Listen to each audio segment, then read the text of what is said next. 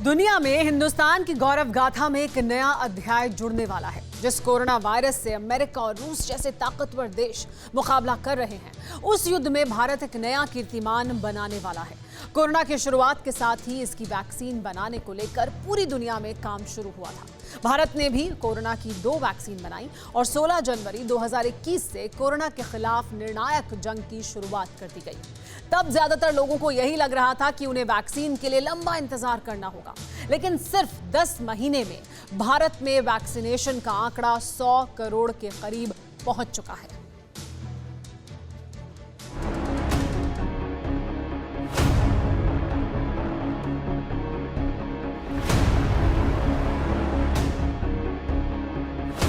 हम 100% टीकाकरण कवरेज की तरफ बढ़ रहे थे कि कोरोना वायरस ने हमें घेर लिया। देश ही नहीं, दुनिया के सामने फिर पुरानी आशंकाएं घिरने लगी कि अब भारत कैसे इतनी बड़ी आबादी को बचा पाएगा।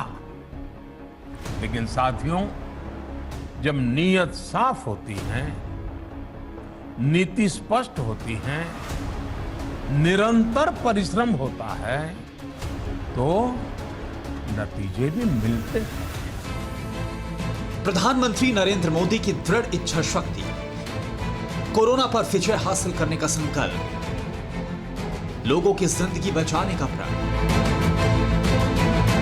सरकार की जिस स्पष्ट नीति और साफ नियत का हवाला पीएम मोदी ने कुछ महीने पहले दिया था, उसका रिजल्ट अब देश के साथ दुनिया भी देख रही है।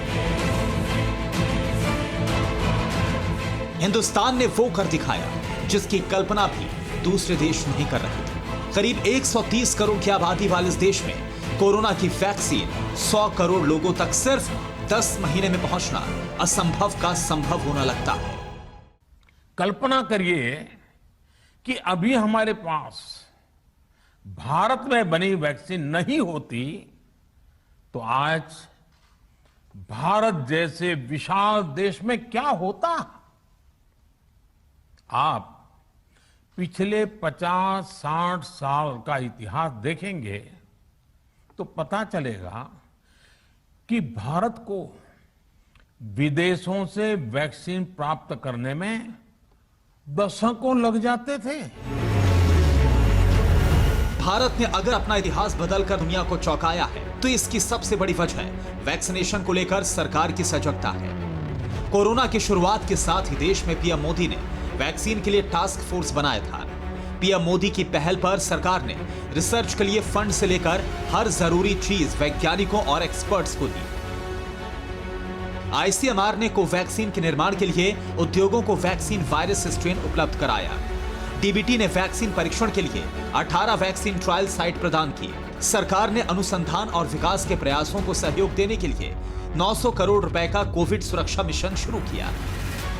कि पिछले साल यानी 1 साल पहले, पिछले साल अप्रैल में जब कोरोना के कुछ ही हजार केस थे, उसी समय वैक्सीन टास्क फोर्स का गठन कर दिया गया था। भारत के लिए वैक्सीन बनाने वाली कंपनियों को सरकार ने हर तरह से सपोर्ट किया।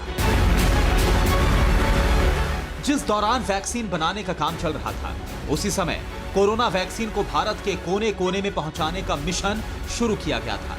सरकार ने वैक्सीन की सप्लाई, उसके परिवहन, टीका सेंटर और कोल्ड चेन बनाए रखने का काम शुरू किया और देश के वैज्ञानिक भरोसे पर खरे उतरे और टीका तैयार हो गया। विश्वासेन सिद्धिः अर्थात हमारे प्रयासों में हमें सफलता तब मिलती है जब हमें स्वयं पर विश्वास होता है।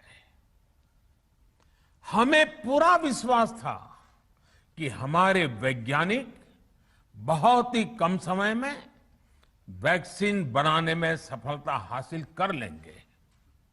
इसी विश्वास के चलते जब हमारे वैज्ञानिक अपना रिसर्च वर्क कर ही रहे थे, तभी हमने लॉजिस्टिक्स और दूसरी तैयारियां शुरू कर दी थी। हिंदुस्तान के वैज्ञानिकों ने साबित किया कि तकनीक, ताकत और स्वास्थ्य में देश किसी से पीछे नहीं है। भारत ने 1 साल के भीतर ही एक नहीं बल्कि 2 made in India vaccine launch कर दी।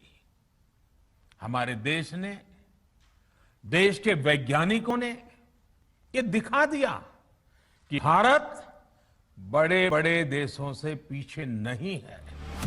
जनवरी में वैक्सीनेशन की शुरुआत के साथ ही सबसे पहले फ्रंटलाइन वर्कर्स, फिर बीमार और बुजुर्ग लोगों को प्राथमिकता दी गई। सरकार जब वैक्सीनेशन को लेकर स्टेप बाय स्टेप काम कर रही थी तो कई बार सवाल उठे। कई राज्य सरकारों ने केंद्र सरकार के फैसलों पर उंगली उठाई, लेकिन कुछ ही दिन बाद उन तमाम राज्यों को एहसास हुआ कि यह काम कितना मुश्किल है और फिर केंद्र सरकार ने पहले की तरह ही वैक्सीनेशन की कमान संभाल ली। प्राप्य आपदम न व्यथते कदाचित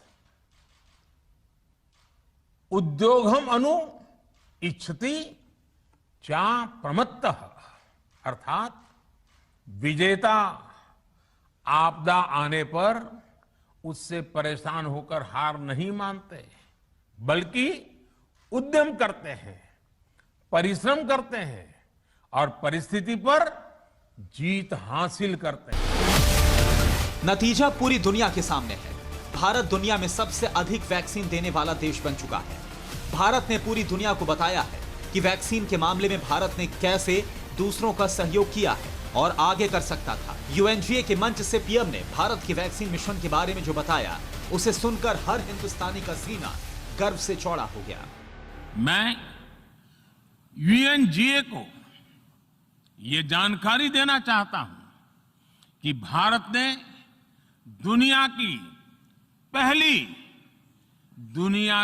पहली DNA वैक्सीन विकसित कर ली है, जिसे 12 साल की आयु से ज्यादा के सभी लोगों को लगाया जा सकता है। एक और mRNA वैक्सीन अपने डेवलपमेंट के आखिरी चरण में है। भारत के वैज्ञानिक कोरोना की एक नेजल वैक्सीन के निर्माण में भी जुटे हैं।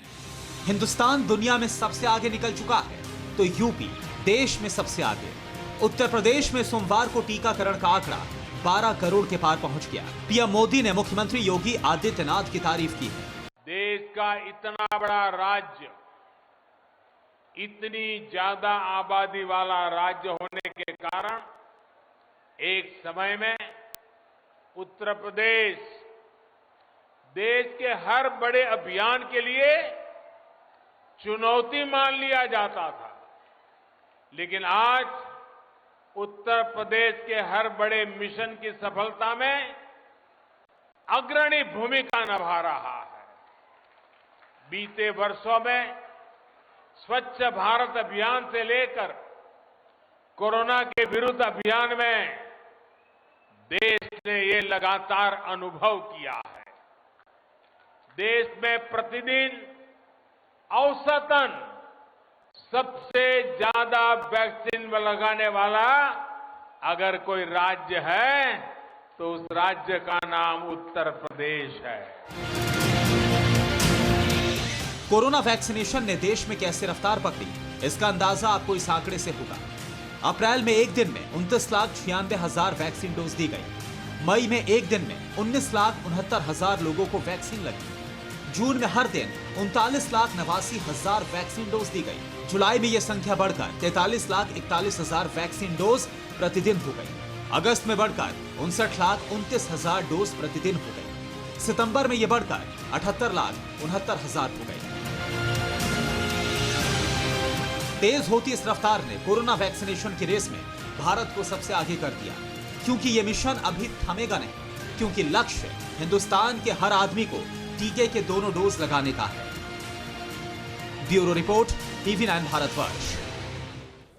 अड़ी सोमवार से शुक्रवार शाम 6 बजे सिर्फ TV9 भारतवर्ष पर।